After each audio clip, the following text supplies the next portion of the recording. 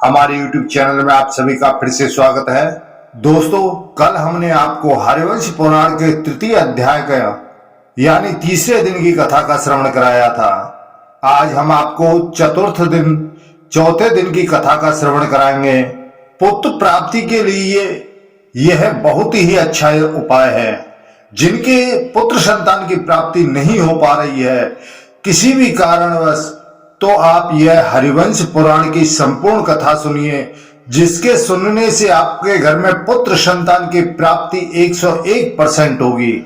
दोनों पति पत्नी को यह कथा का श्रवण करना चाहिए और कथा को बीच में बिल्कुल भी नहीं छोड़ना चाहिए, संपूर्ण कथा सुननी चाहिए।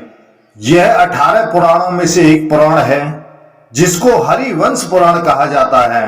इसको वंश वृद्धि के लिए ही किया जाता है। तो दोस्तों, चौथे दिन की हम कथा का श्रवण आपको कराएं, उससे पहले जो भी नए सदस्य हमारे इस वीडियो को देख रहे हैं, हमारे चैनल पर पहली बार आए हैं, कृपया इस चैनल को सब्सक्राइब करें, लाइक करें, शेयर करें और बगल में बेल आइकन बटन दबाना ना भूलें, जिससे हम जो भी वीडियो बनाएं उन सभी का नोटिफिकेशन आपके पास में पहुंचे और हमारी सभी वीडियो का आपको लाभ मिले। और भी वीडियो देखने के लिए हमारे नीचे डिस्क्रिप्शन में लिंक दिया गया है, उसमें आप लिंक पर क्लिक करके आप देख सकते हैं।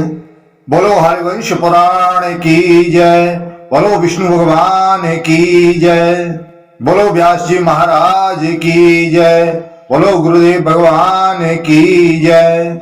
गुरुर् ब्रह्मा गुरुर्विष्णु गुरुर्देवो महेश्वर, गुरुर् साक्षात् परब्रह्म तस्मै श्री गुरवे नमः। अखंड मंडलाकारं व्याप्तं येन चराचरं तत्पदं दर्शितं येन तस्मै श्री गुरवे नमः। नैमिषे सूतमासीन मपि वाद्या महामतिं कथामृता रसस्वादा कुशला शौनको ब्रवीत। एक समय नैमिषारण्य तीर्थ में शौनक जी कहने लगे कि हे ऋषियों, आगे की और कथा सुनिए। पृथु ने कहा, वसुदेव, जो पुरुष इस संसार में अपने या पराये किसी भी एक व्यक्ति के लिए बहुत से जीवों का वध करता है, उसे यहां पाप लगता है। तो हे भद्रे, जिस पापी व्यक्ति के मारे जाने से बहुत से प्राणियों को सुख मिलता है, उसको मारने से न तो पाप लगता है और न उपपातक ही लगता है। जहां दुष्टता का व्यवहार करने वाले एक व्यक्ति का वध करने से बहुत से मनुष्यों का कल्याण होता है, वहां उसका वध करना पुण्यप्रद ही है। वसुंधरे, यदि आज तू जगत का हित करने वाले मेरे वचन को नहीं मानती है, तो मैं प्रजा के हित के लिए तेरा अवश्य वध कर डालूंगा। तू आज मेरे शासन से परान्मुख हो रही है। आज तुझे बाण से मारकर अपने देह को ही फैलाकर मैं उस पर चिरकाल तक प्रजा को धारण करूंगा। अतएव धर्मधारियों में श्रेष्ठ देवी, तू मेरे शासन को मानकर सारी प्रजा को जीवित रख, क्योंकि तू प्रजा को धारण करने, जीवित रखने में समर्थ है। साथ ही तू मेरी पुत्री बन जा, तब मैं तेरे वध के लिए उठाए हुए इस भयंकर दिखने वाले बाण को रोक लूंगा। पृथ्वी कहती है कि हे वीर, मैं निसंदेह यह सब कुछ करूंगी, परंतु ठीक उपाय से आरंभ करने पर ही सब कार्य सिद्ध होते हैं। आप उस उपाय को देखिए या कहीं से ढूंढ निकालिए, जिससे आप इन प्रजाओं को पुष्ट करके धारण कर सकें। इसकी युक्ति मैं बताती हूं, उसकी युक्ति क्या है। आप मेरे लिए एक बछड़े की खोज कीजिए, जिससे मैं स्नेह से पहनाकर दूध पिला सकूं। धर्मधारियों में श्रेष्ठ आप मुझे सर्वत्र सम यानी चौरस कीजिए, चारों तरफ से एक जैसी कीजिए, जिससे कि मेरा झड़ता हुआ दूध सर्वत्र सभी जगह व्याप्त हो जाए। वैशंपाय जी ने कहा कि हे जन्मेजय, तब बैन पुत्र पृथु ने धनुष के कोने से सैकड़ों और सहस्रों पर्वतों को उठाकर ईंटों की दीवारों के समान खड़ा कर दिया। इससे पर्वत बड़े हो गए। इस प्रकार बैन पुत्र राजा ने पृथ्वी को सम कर दिया। पिछले मनवंतरों में यह पृथ्वी ऊंची नीची थी। पहले चाक्षुष मनवंतर में इस पृथ्वी के प्रदेश स्वभावतः ऊंचे नीचे थे। पहले सर्ग में पृथ्वी के विषम होने के कारण नगर और ग्रामों का विभाग नहीं हुआ था। उस समय न किसी प्रकार का धान्य होता था, न गोरक्षा होती थी, न कोई खेती ही होती थी, तथा न सत्य एवं मिथ्या से मिला हुआ वाणिज्य यानी वाणी होती थी। उस समय न लोभ था न मत्सर। तो हे राजेंद्र, इस वर्तमान व्यवस्थित मनवंतर के आने पर बेनपुत्र पृथु के समय से ही इन सभी वस्तुओं की उत्पत्ति हुई है। निष्पाप जहां जहां यह भूमि सम हो गई वहां वहां प्रजा ने रहना पसंद कर लिया। हमने ऐसा सुना है कि बेनपुत्र पृथु द्वारा भूमि का देहान होने से पहले प्रजाओं का आहार फल और मूल था, तथा वह भी उन्हें बड़ी कठिनता से मिलता था। बेनपुत्र प्रतापी पृथु ने प्रभु स्वयंभू मनु को बछड़ा बनाकर पृथ्वी से सब प्रकार के धान्यों को अपने हाथ में ही रख लिया। उस दिन से सब प्रजा उसी अन्न से आज तक बढ़ रही है। सुना है फिर ऋषियों ने भी भूमि को दोहा। उस समय सोम उनका बछड़ा हुआ। अंगिरा के पुत्र महातेजस्वी बृहस्पति दोहने वाले बने और छंद यानी वेद पात्र बने थे। तपों में शाश्वत ब्रह्म अनुपम दुग्ध के रूप में प्रकट हुआ था।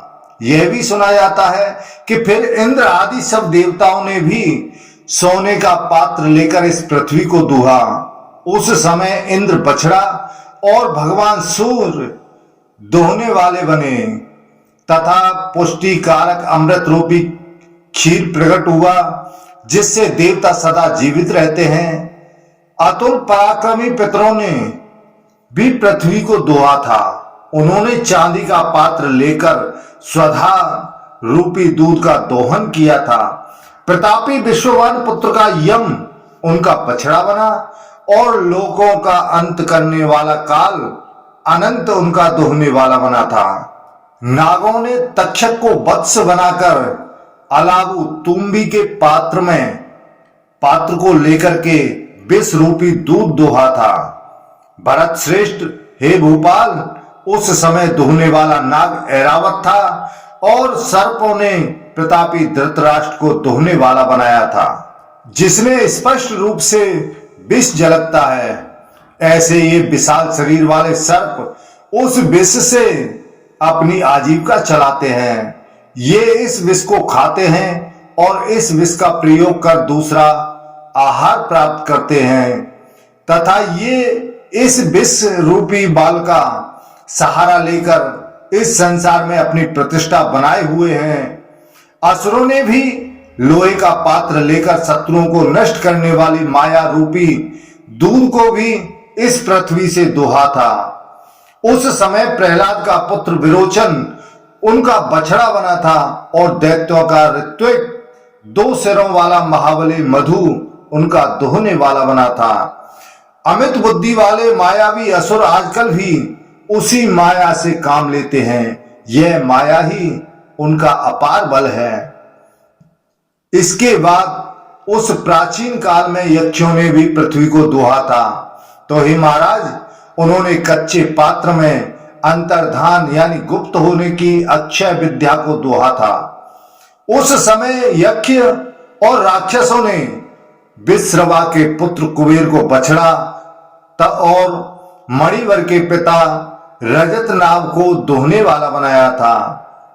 उन यज्ञों ने छोटे भाई महातेजस्वी और महातपस्वी रजत नाग के 3 सिर हैं। इस अंतर्धान विद्या से वे यक्ष जीविका चलाते हैं। इस प्रकार परमर्षि व्यास जी ने कहा था। फिर राक्षसों और पिशाचों ने मुर्दे की खोपड़ी लेकर उनकी संतान को तृप्त करने के लिए इस वसुंधरा को दोहा था। उस समय रजत नाग उनका दोहने वाला था और सोमाली उनका बछड़ा था। कौरव्य उस समय उन्होंने रक्त रूपी दूध दुहा था। देवताओं की ही भांति यक्ष, राक्षस, पिशाच और भूतों की भी मंडलियां उस दूध से अपनी अपनी आजीविका चलाती हैं। फिर अप्सराओं और गंधर्वों ने चित्ररथ को बछड़ा बनाकर पद्म पत्र में वसुधा से पवित्र गंधों को दुहा था। उस समय सूर्य के तुल्य तेजस्वी और अत्यंत बलवान महात्मा गंधर्वराज सुरुचि उनका दुहने वाला था। ऐसा सुना जाता है कि पर्वतों ने भी पृथ्वी से मूर्तिमती औषधियों और नाना प्रकार के रत्नों को दुहा था। उस समय हिमाचल बछड़ा बना था और महागिरु मेरु पर्वत दुहने वाला था तथा पत्थर के पात्र की दोहनी बनी थी। उस दूध से पर्वतों की वृद्धि हुई है। इसके बाद पलाश के पत्ते का पात्र यानी दोना लेकर वृक्षों ने भी पृथ्वी का दोहन किया। जल जाने या कट जाने पर जो पुनः अंकुरित होने की शक्ति है वही उन्हें दूध के रूप में प्राप्त हुई। उस समय खिले हुए साल वृक्ष ने इस पृथ्वी को दुहा था और पाकड़ का वृक्ष बछड़ा बना था। इस प्रकार यह पृथ्वी धात्री विधात्री माता के समान सबका धारण पोषण करने वाली तथा पवित्र है। यह पृथ्वी समस्त चराचर प्राणियों का आश्रय स्थान और उत्पत्ति स्थान है। यह समस्त कामनाओं को पूरा करने वाली कामधेनु है तथा यही सब प्रकार के सस्यों, अन्न के पौधे जो अंकुरित करने वाली है। पहले यह समुद्र तक की सारी पृथ्वी मधु और केटव के भेद यानी चर्बी से भर गई थी, इसलिए मेदिनी नाम से विख्यात हुई। अतएव यह देवी ब्रह्मवादियों द्वारा मेदिनी कही जाती है। फिर वैन पुत्र राजा पृथु के पुत्री रूप में अंगीकार करने पर यह देवी उनकी पुत्री बन गई। इससे यह पृथ्वी कहलाती है। इस पृथ्वी को पृथु ने अनेक भागों में विभक्त एवं शुद्ध किया। इसके अन्न आदि का खान बना और समृद्धिशालिनी बनाकर इसे ग्रामों और नगरों की श्रेणियों से सुशोभित कर दिया। तो हे नृपश्रेष्ठ, महाराज पृथु ऐसे प्रभावशाली थे। अतएव सभी प्राणियों को निस्संदेह उनकी पूजा तथा वंदना करनी चाहिए। वेद वेदांग के पारगामी महात्मा ब्राह्मणों को भी अत्रि कुल में उत्पन्न होने के कारण ब्रह्म योनि और सनातन पुरुष विष्णु रूप पृथु के प्रति निश्चय ही नमस्कार करना चाहिए। पृथ्वी के स्वामित्व को चाहने वाले महाभाग्यवान राजाओं को भी आदि राजा बेन पुत्र प्रतापी पृथ्वी को प्रणाम करना चाहिए। जो पराक्रमी राजा युद्ध में विजय चाहते हों उनको भी योद्धाओं में अग्रणी राजा पृथु को अवश्य प्रणाम करना चाहिए। जो योद्धा राजा पृथु का कीर्तन करके युद्ध में जाता है वह भयंकर संग्राम को कुशल पूर्वक जीत लेता है, उस पर विजय प्राप्त कर लेता है, यशस्वी होता है। वाणिज्य आदि से आजीविका चलाने वाले धनवान वैश्यों को भी चाहिए कि वे वृत्ति यानी आजीविका प्रदान करने वाले महायशस्वी पृथु को अवश्य प्रणाम करें। इसी प्रकार परम कल्याण चाहने वाले एवं ब्राह्मण, क्षत्रिय, वैश्य इन तीनों वर्णों की सेवा में परायण रहने वाले पवित्र शूद्रों को भी आदि राजा पृथु को प्रणाम करना चाहिए। मैंने तुमसे इन बछड़ों का, पात्रों का, दोहने वालों का और दुग्धों का वर्णन किया। अब मैं तुमसे क्या कहूं और कैसे कहूं? जो पुरुष प्रत्येक कल्प में होने वाले अतएव नित्य इस पृथु चरित्र को आदि से अंत तक सुनता है वह पुरुष पुत्र पौत्रों के साथ इस पृथ्वी पर चिरकाल तक आनंद करता है।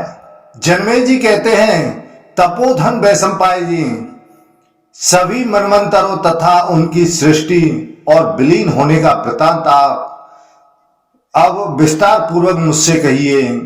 जितने मनु होते हैं और जितने समय तक एक मनवंतर रहता है उसको मैं ठीक ठीक सुनना चाहता हूं, वह किस प्रकार से है। तब वैशंपायन ऋषि जी कहते हैं कि हे तात, मनवंतरों के विस्तार का तो 100 वर्षों में भी वर्णन नहीं किया जा सकता, अतः उसे संक्षेप में ही मैं तुमसे कहता हूं। स्वयंभू मनु, स्वारोचिष मनु, उत्तम मनु, तामस मनु, रेवत मनु और एवं चाक्षुष मनु, ये सब बीत गए हैं और वर्तमान 7वें मनु का नाम वैवस्वत मनु है। अब भविष्य के मनवंतरों का वर्णन करते हैं। आगे आने वाले सावर्णी मनु, भौत्य मनु और रौच्य मनु एवं 4 मेरु सावर्ण, ब्रह्म सावर्णी, रुद्र सावर्णी, मेरु सावर्णी, दक्ष सावर्णी, ये चारों मेरु पर्वत तप करके सिद्ध हो गए। ये चारों मेरु सावर्णी कहलाते हैं। भूत, भविष्यत और वर्तमान 14 मनुओं का गुरुओं से जिस प्रकार सुना था वैसा तुमसे वर्णन कर दिया। अब मैं उनके ऋषि, पुत्र और देवताओं का वर्णन करता हूं। राजन, स्वयंभू मनवंतर में वर्तमान मनवंतर से भिन्न मारीच, भगवान अत्रि, अंगिरा, पुलह, क्रतु, पुलत्स्य और वशिष्ठ, ये ब्रह्मा जी के 7 पुत्र सप्तर्षि होकर उत्तर दिशा में रहते हैं। स्वयंभू मनवंतर में शांत राजा, प्रकृति तथा याम नामक देवता पूजित होते हैं।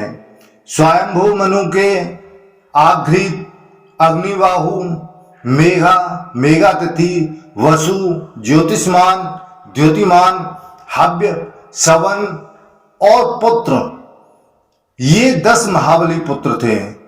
मैंने तुमसे यह पहले मनवंतर का वर्णन किया है। वायु ने सरोचिस मनवंतर में वशिष्ठ के पुत्र और स्तंभ, काश्यप, प्राण, बृहस्पति, दत्त और निश्चव्यवान, ये 7 महाव्रतधारी ऋषि बताए हैं और देवताओं का नाम तुषित कहा है। महात्मा सरोचिस मनु के महावीरवान और पराक्रमी हविर्द, सुकृति, ज्योति, आप, मूर्ति, असस्मय, प्रथित, नभस्य, ऊर्ज और नव, ये 10 पुत्र थे। उनका वर्णन कर दिया है। पृथ्वीपाल, यह मैंने तुमसे दूसरे मनवंतर का वर्णन किया है। तो हे राजन, अब मैं आपको तीसरे मनवंतर का वर्णन करता हूं। उत्तम नामक मनवंतर में वशिष्ठ नाम से प्रसिद्ध वशिष्ठ जी के 7 सप्तऋषि थे। वे पहले हिरण्यगर्भ के पुत्र थे। उनके नाम ऊर्ज थे तथा वे बड़े तेजस्वी थे। इस प्रकार मैंने ऋषियों का वर्णन कर दिया। अब मैं उत्तम मनु के 10 मनोहर पुत्रों का वर्णन करता हूं।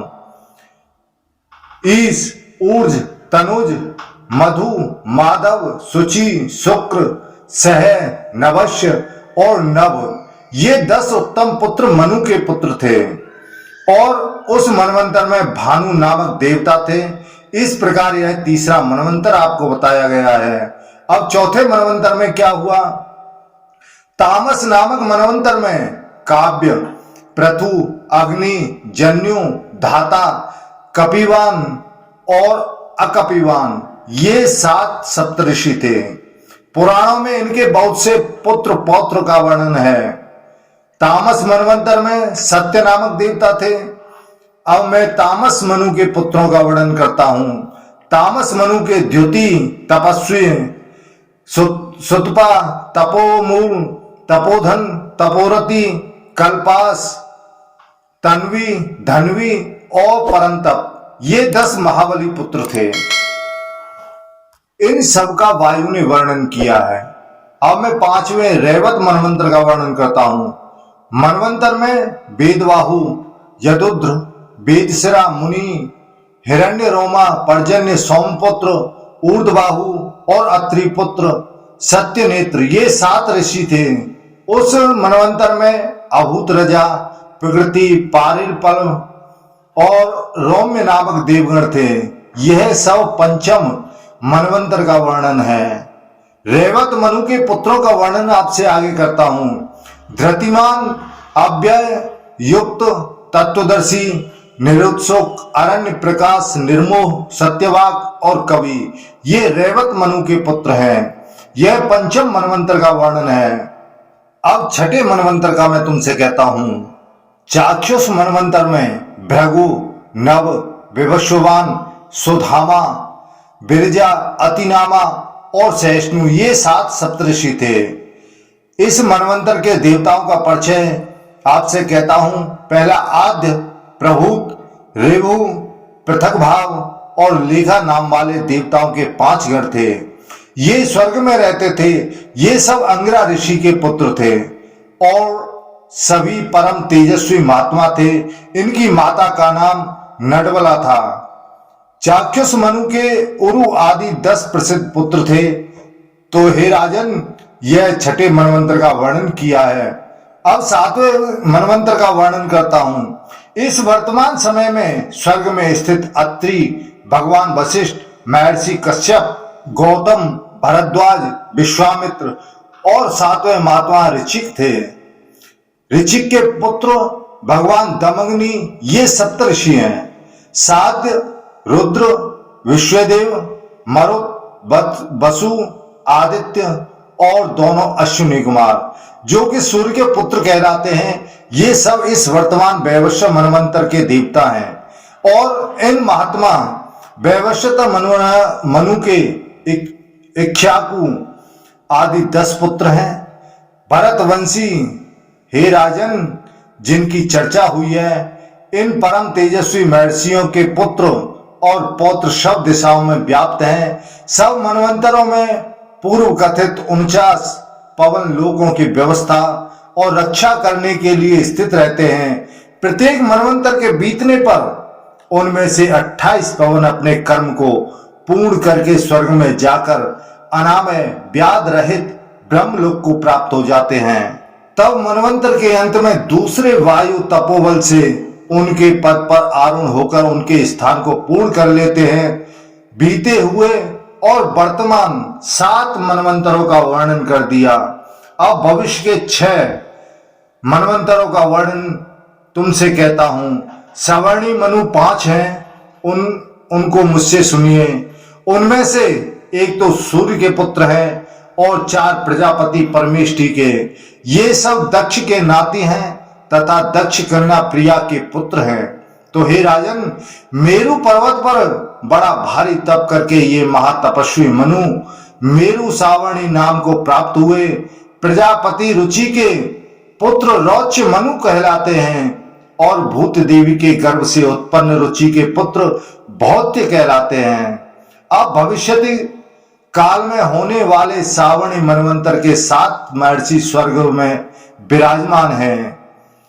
उन अष्टम मनवंतर के ऋषियों को सुनो। परशु, राम, व्यास, अत्रि पुत्र दीप्तिमान, भरत गोत्री द्रोण पुत्र, महातेजस्वी अश्वत्थामा, गौतम के वंशज एवं गौतम गोत्री शरद्वान, इनके पुत्र कृपाचार्य, कौशिक गोत्री गालव और कश्यप गोत्री रुरु। ये ब्रह्मा जी के समान धन्यवाद के पात्र भविष्य के 7 मुनि श्रेष्ठ महात्मा सप्तऋषि कहे गए हैं। ये जन्म, तप, मंत्र और व्याकरण के प्रभाव से पवित्र 7 ऋषि ब्रह्मलोक में रहते हैं। ये ऋषि स्वयं अपने तप से भूत, भविष्य और वर्तमान काल के सब वृतांत को जानकर प्रसिद्ध हो गए तथा परस्पर मिलकर परमात्म तत्व का विचार करते रहते हैं। ये मंत्र व्याकरण आदि से तथा ईश्वर के कारण भी सभी प्रकार का प्रसिद्ध है। ब्राह्मण इन भरण करने योग्य ऋषियों को तथा इनके नैष्ठिक कर्मों और नामों को जानकर कल्याण का भागी होता है।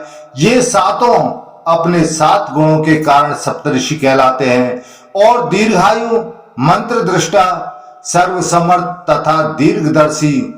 इन्हें अपनी बुद्धि से धर्म के महत्व का प्रत्यक्ष अनुभव होता है तथा ये गोत्र प्रवर्तक, गोत्र चलाने वाले हैं, सत्य धर्म में परायण रहने वाले हैं। ये महाभाग सप्तऋषि सत्य युग आदि सभी युगों में सर्वत्र ब्राह्मण आदि 4 वर्णों और ब्रह्मचर्य आदि 4 आश्रमों का बारंबार स्वधर्म में प्रवृत्त करते रहते हैं।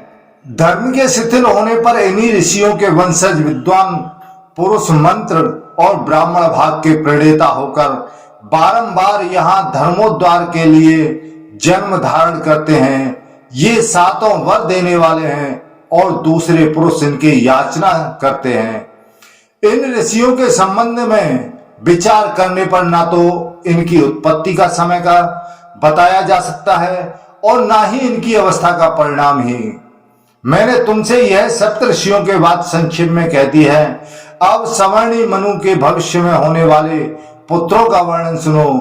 तो भरतवंशी राजन वरीयान, अवरीयान, शम्मत, धृतिमान, वसु, चरिष्टु, अदृष्णु, वाज, सुमति तथा एक और ये सावर्णी मनु के भविष्य में होने वाले 10 पुत्र हैं।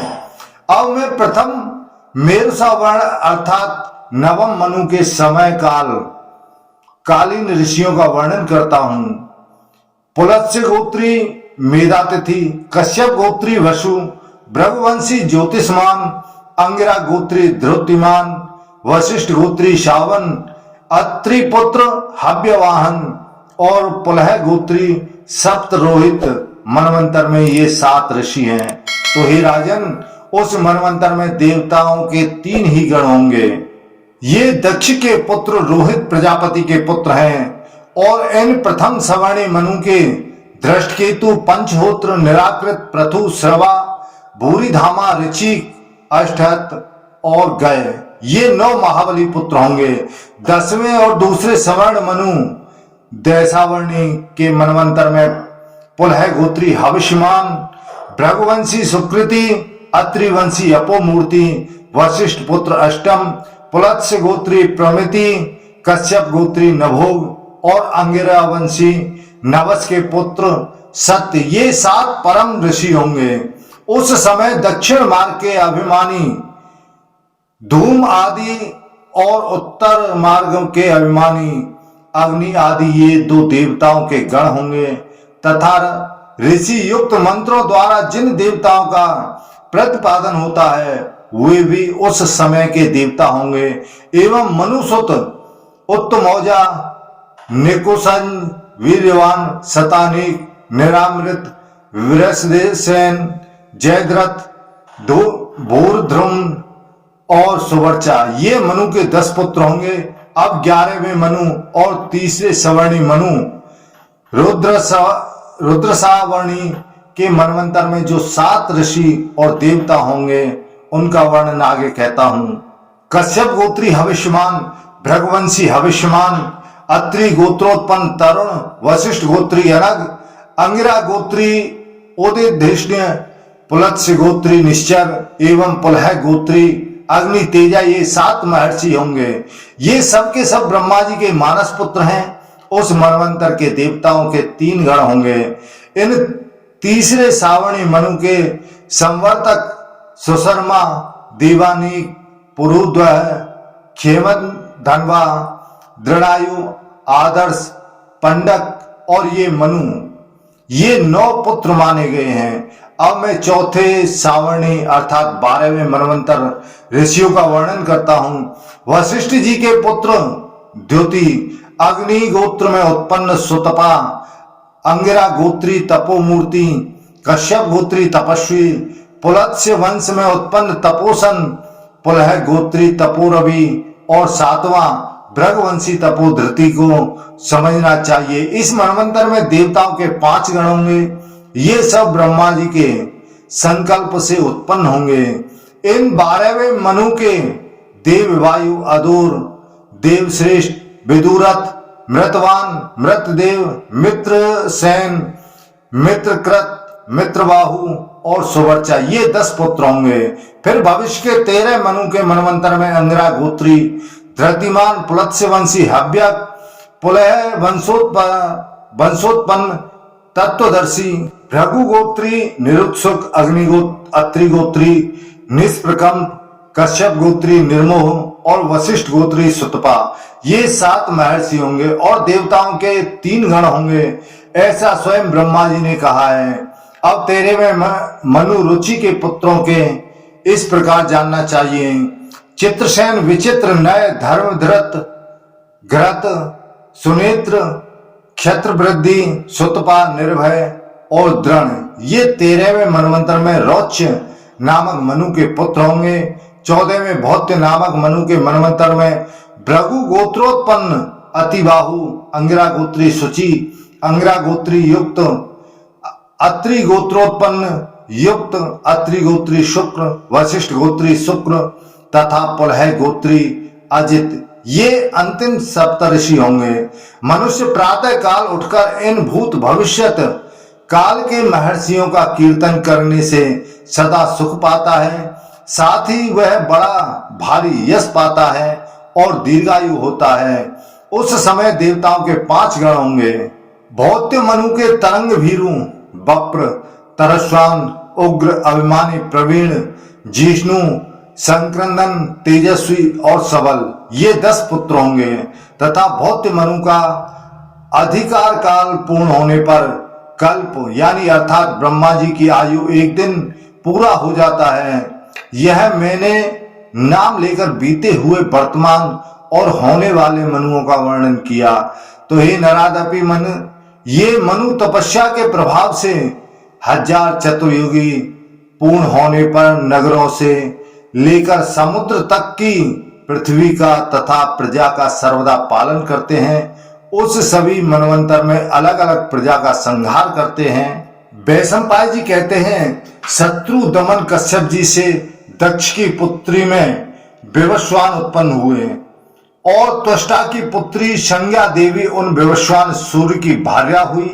महात्मा मार्तंड की यह पवित्र अंतःकरणी वाली भार्या भगवती संज्ञा तीनों लोकों में सुरेणु के नाम से भी प्रसिद्ध है। वह रूप यौवन शालिनी संज्ञा अपने पति सूर्य देव के मंडल के तीव्र तप, तेज और दीप्ति के कारण प्रसन्न नहीं रहती थी। उस संज्ञा का रूप सूर्य मंडल के तेज से अंगों के संतप्त होने के कारण यानी जलने के कारण बहुत अच्छे नहीं लगते थे। आदिति के अज्ञान में पड़ने पर कश्यप जी ने स्नेह पूर्वक कहा कि यह मरा नहीं है किंतु अंड गर्भ में स्थित है, इसलिए तब से सूर्य मार्तंड कहे जाते हैं। सुहेतात कश्यप के महात्म के कारण जीवित हुए विवस्वान में सर्वदा अधिक तेज रहता है। उसी तेज से कश्यप जी के पुत्र सूर्य तीनों लोकों को तपाते हैं। तपाने वालों में श्रेष्ठ आदित्य ने संज्ञा के गर्भ से 2 प्रजापति और 1 कन्या, इन 3 संतानों को उत्पन्न किया। उनमें एक प्रजापति तो विवस्वान सूर्य के पुत्र वैवस्वत मनु थे और दूसरे प्रजापति श्राद्ध देव यम थे। इस तरह यम और यमुना नामक 2 जुड़वी संतान हुई। तदनंतर संज्ञा ने सूर्य के कठिनता से सहने योग्य तेजस्वी रूप को देखकर उनके तेज को न सह सकने के कारण अपनी छाया को ही अपने समान नाम और रूप वाली बनाकर तैयार कर दिया। वह मायामयी संज्ञा की छाया से उत्पन्न हुई थी। नरेश्वर वह छाया संज्ञा को प्रणाम कर हाथ जोड़कर बोली, सुचिस्मिते, बताओ मुझे क्या करना चाहिए। श्रेष्ठ अंगों वाली मैं तुम्हारी आज्ञा का पालन करूंगी, तुम मुझे आज्ञा दो। तब संज्ञा ने कहा, तुम्हारा कल्याण हो, मैं अब अपने पिता के घर जा रही हूं, तुम मेरे घर में शांत होकर रहो। ये मेरे दोनों पुत्र हैं और यह एक सुमध्यमा सुंदर कटी वाली कन्या है, इनका तू ध्यान रखना और इस रहस्य को भगवान सूर्य से कभी न बताना। तब छाया ने कहा कि हे देवी, मेरे बाल पकड़े जाने तथा साप देने की नौबत आने के पूर्व में यह बात किसी प्रकार कभी न कहूंगी। आप सुख पूर्वक अपने पिता के यहां चले जाइए। तब वैशंपायन जी ने कहा अपने समान नाम रूप वाली छाया को आज्ञा देकर और उससे तथास्तु कहे जाने पर वह तपस्विनी लज्जित सी होती हुई अपने पिता त्वष्टा के यहाँ चली गई। पिता के पास पहुंचने पर उसके पिता ने उसे बहुत जोरों से डांटा तथा उससे बार बार पति के पास ही जाने के लिए कहा। तब निंदित कर्मों से सदा दूर रहने वाली वह संज्ञा अपने रूप को बदलकर घोड़ी का रूप धारण करके उत्तर कुरु के देशों में जाकर घास चरने लगी। उस दूसरी संज्ञा को भी संज्ञा ही के समझते हुए सूर्य देवता ने उसके गर्भ से अपने ही समान पुत्र उत्पन्न किया। तो हे तात, ये अपने बड़े भाई मनु के समान वर्ण और शक्ति वाले थे, अतएव सावर्ण कहलाए। वे ही मनु हुए जिनका नाम सावर्ण मनु है। उस छाया से जो दूसरा पुत्र उत्पन्न हुआ उनको तुम शनिश्चर समझो। उनका नाम शनिश्चर था। आजकल हम लोग शनिदेव कहते हैं। वह पार्थवी संज्ञा अपने पुत्र से तो अधिक स्नेह करती थी, परंतु वैसा स्नेह उनसे पहले की संतानों से नहीं करती थी। मनु ने तो इस बात को सह लिया, परंतु यम इसे न सह सके। वे वैवस्वत यम बाल स्वभाव एवं रोष के कारण तथा होनहार भावी के वशीभूत हो संज्ञा को पैर दिखाकर डांटने लगे। तो हे राजन, उस पर सावर्ण की माता ने अति दुखित हो कोप में भरकर उन्हें शाप दिया कि तुम्हारा यह चरण गिर जाए। छाया संज्ञा के उस वाक्य से पीड़ित और शाप के भय से उत्पन्न व्याकुल होकर यम ने हाथ जोड़कर पिता से वह सब बात कह दी। वे पिता से बोले, मुझे यह शाप ना लगे। माता को तो सब पुत्रों के प्रति समान रूप से स्नेह पूर्वक व्यवहार करना चाहिए, पर यह हम सबको छोड़कर सबसे छोटे से ही स्नेह प्यार करती हैं, ऐसा हमसे व्यवहार करती हैं। सो मैंने उसके ऊपर पैर उठाया ही था, शरीर पर मारा नहीं था। मैंने यह काम लड़कपन से किया हो अथवा मोहवश, परंतु आप मुझे क्षमा कर दें। संज्ञा ने कहा कि बेटा, मैं तुम्हारी पूजनीय हूं, तो भी तुमने मेरा तिरस्कार किया है, अतः तुम्हारा यह पैर निसंदेह गिर जाएगा। संतान को कुसंतान हो सकती है, परंतु माता कुमाता नहीं हो सकती। माता ने मुझे साथ दे दिया है, परंतु तपने वालों में श्रेष्ठ गोपते, आपकी कृपा से मेरा पैर ना गिरे, ऐसी कृपा कीजिए। तब सूर्यदेव कहते हैं कि पुत्र, तुम धर्मज्ञ और सत्यवादी हो। तुमको जो क्रोध चढ़ाया इसमें निसंदेह कोई बड़ा भारी कारण होगा। मैं तुम्हारी माता के वचन को सर्वथा तो लौटा नहीं सकता, पर महाप्राज्ञ कीड़े तुम्हारे चरणों में से मांस लेकर पृथ्वी तल पर चले जाएंगे, तब तुम्हें सुख मिलेगा। इस प्रकार तुम्हारी माता का कहा हुआ वचन भी सत्य हो जाएगा और शाप का परिहार होने से तुम्हारी भी रक्षा हो जाएगी। फिर सूर्य ने संज्ञा से कहा, सभी पुत्र बराबर हैं, तो भी तू किसी से कम और किसी से अधिक स्नेह क्यों करती हो? सूर्य ने यह बात बार बार कही, परंतु वह हंसती ही रह गई और उसने सूर्य से कुछ भी नहीं कहा। भगवान सूर्य ने अपने चित्त को एकाग्र करके योग के द्वारा सत्य बात जान ली और शाप द्वारा उसका विनाश करने के लिए उसके केस पकड़ लिए।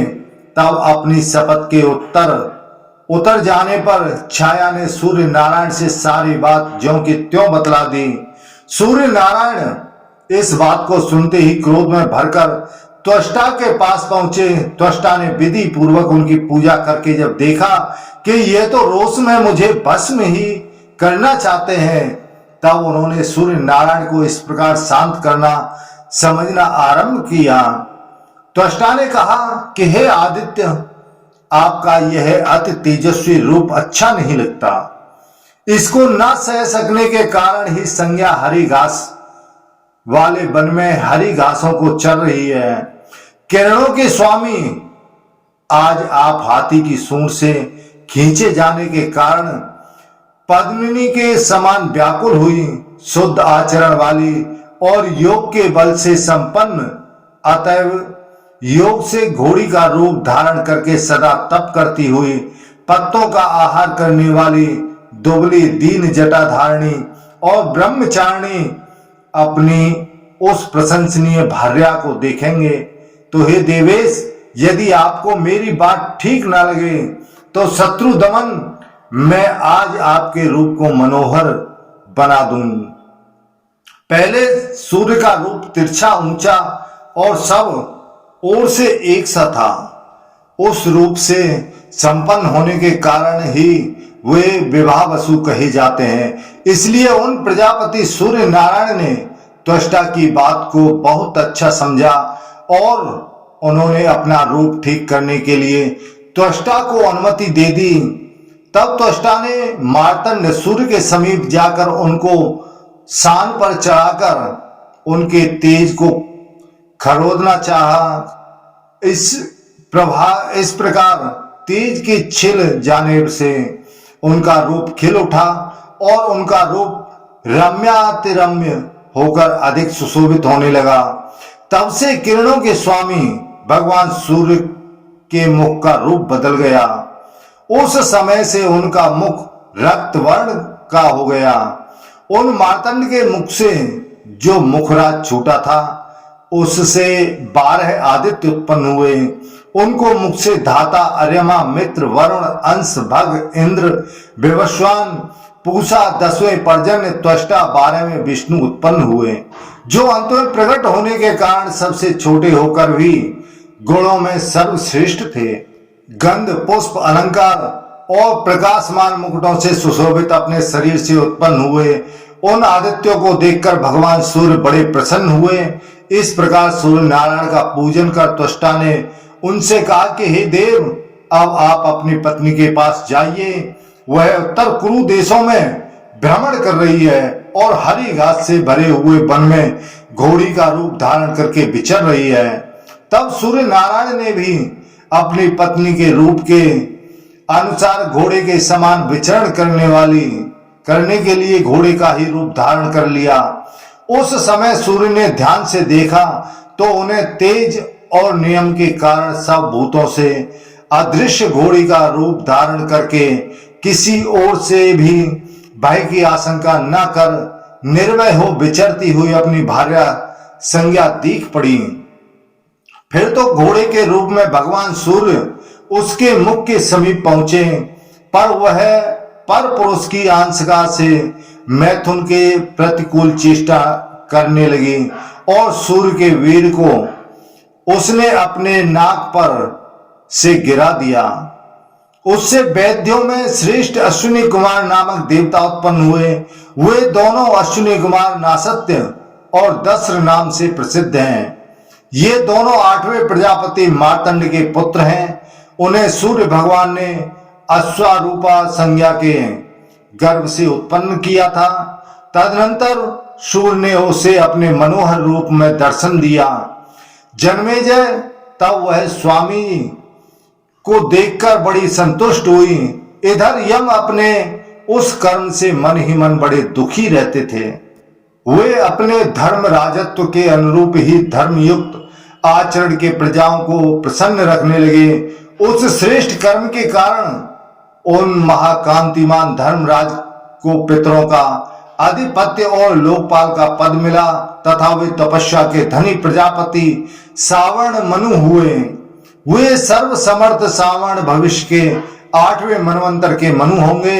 वे आज भी सुमेरु पर्वत के शिखर पर घोर तप कर रहे हैं। इनके भाई शनिश्चर ग्रह बन गए और जिन नासत्यों का वर्णन किया है वे स्वर्ग के वैद्य बन गए।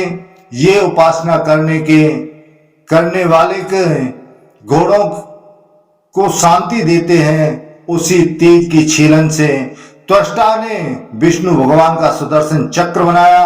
वह दानवों के अंत करने की इच्छा से बनाया गया चक्र युद्ध में किसी भी प्रकार भी व्यर्थ नहीं जाता है। तो दोस्तों, आज हमने आपको हरिवंश पुराण के चौथे दिन की कथा का श्रवण कराया है। यह वीडियो आपको कैसा लगा? हमें उम्मीद है अच्छा लगा होगा। कृपया चैनल को सब्सक्राइब जरूर करें। जय श्री राधे कृष्णा। बोलो हरिवंश पुराण की जय। बोलो विष्णु भगवान की जय। बोलो व्यास जी महाराज की जय।